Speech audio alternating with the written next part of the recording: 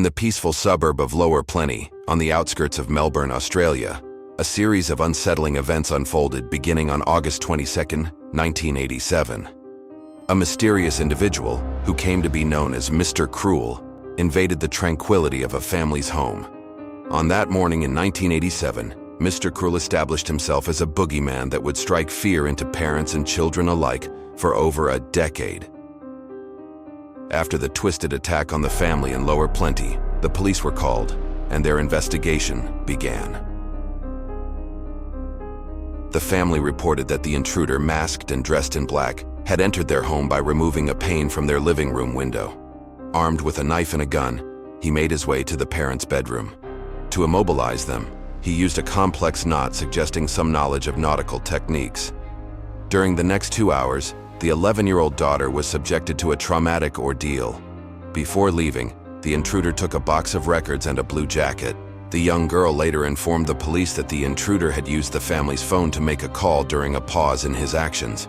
She recalled hearing a threatening conversation in which the man ordered the person on the other end to move their children, or they would be next, referring to this unknown individual as Bozo. However, when the police checked the family's phone records, there was no evidence of this call. Over a year after the initial incident, the individual known as Mr. Cruel resurfaced. This time, the unsettling events took place in the home of the Wills family, located in the Ringwood area, a few miles southeast of Lower Plenty. In the quiet days following Christmas in 1988, the Wills family was asleep when their home was invaded. The intruder, dressed in dark blue overalls and a ski mask, entered the parents' room, brandishing a knife and a gun. He instructed the parents to lie on their stomachs before binding and gagging them.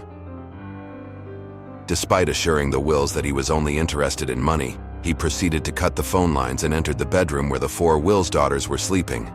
He woke up 10-year-old Sharon Wills, blindfolded and gagged her, collected some of her clothing and left the house with her. Upon freeing himself and discovering the severed phone lines, John Wills rushed to the neighbor's house to call the police.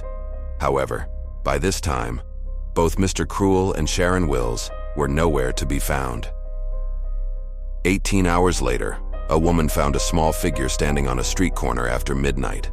The figure, dressed in green garbage bags, was identified as Sharon Wills.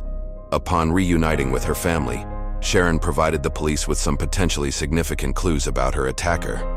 In the aftermath of the incident involving Sharon Wills, she was unable to provide a detailed description of Mr. Cruel due to being blindfolded. However, she did recall that before her release, the suspect had meticulously cleaned her, removing any potential forensic evidence.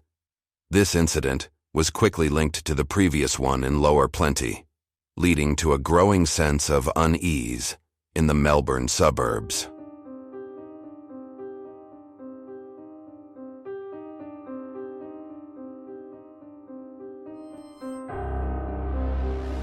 On July 3, 1990, Mr. Cruel struck again, this time in the suburb of Canterbury, Victoria. The Linus family, who were residing in a rented house on the prestigious Monomeath Avenue, became his next target. Despite the neighborhood's reputation for safety, the family fell victim to the intruder. On that day, while the parents were away at a party, their daughters, Fiona and Nicola, were home alone. Just before midnight, the girls were awakened by the intruder. Armed with his usual weapons, he instructed Nicola to fetch her school uniform while he restrained Fiona. He then demanded a ransom of $25,000 from Fiona for Nicola's return and left with Nicola in the family's rental car. After driving a short distance, he switched vehicles. Upon their return home, the parents found Fiona tied to her bed with a ransom note. A few days later, Nicola was found near an electricity station, fully clothed, wrapped in a blanket, and still blindfolded. Once she was sure Mr. Cruel had left, she removed her blindfold and sought help from a nearby house.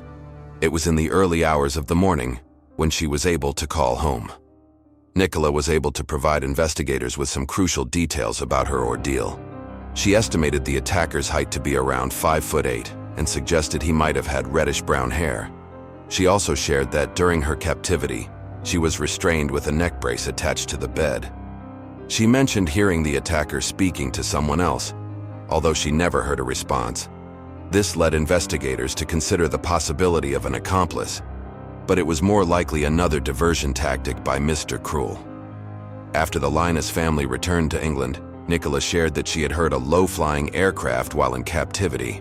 This led investigators to believe that the suspect might live near Tullamarine Airport, possibly in its flight path. However, there was not enough evidence to make an arrest. On April 13, 1991, another incident occurred in the affluent district of Templestowe, Victoria, at the home of John and Phyllis Chan. That night, their 13-year-old daughter Carmine was looking after her two younger siblings. Around 8:40 p.m., Mr. Cruel, wearing a balaclava and a green-gray tracksuit, startled Carmine and one of her sisters in the kitchen. Claiming he only wanted money, he locked the two younger siblings in a wardrobe and left with Carmine. The siblings managed to free themselves and alerted their father, who was at their family restaurant. Upon arrival, the police found a note on Phyllis Chan's car, accusing John Chan of being a drug dealer. However, this was found to be another diversion after investigating John Chan's background. In the days following the incident, the Chans posted an encrypted message in a local newspaper, offering a $300,000 ransom for Carmine's safe return. This triggered Operation Spectrum, one of the largest manhunts in Australian history. Unfortunately, Carmine was never reunited with her family. Almost a year later, a passerby discovered a skeleton, later identified as Carmine. An autopsy revealed she had been shot 3 times in the head, likely shortly after her abduction. Theories suggest that Carmine may have learned too much about her attacker, leading to her tragic end. The search for Mr. Cruel continued for several years under Operation Spectrum.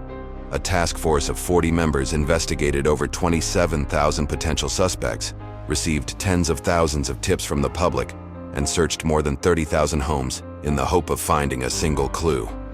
Unfortunately, no significant leads were found, and Operation Spectrum was eventually discontinued in 1994. In 2022, long after the task force had disbanded, reports emerged of an unidentified individual who had claimed to know Mr. Cruel's identity some 20 years earlier.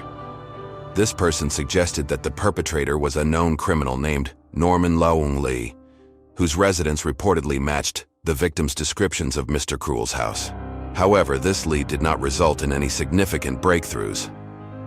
That same year, an investigator named Mike King proposed a theory that Mr. Cruel's attacks were concentrated in areas near electrical substations. This led to the speculation that the perpetrator might have disguised himself as a utility worker.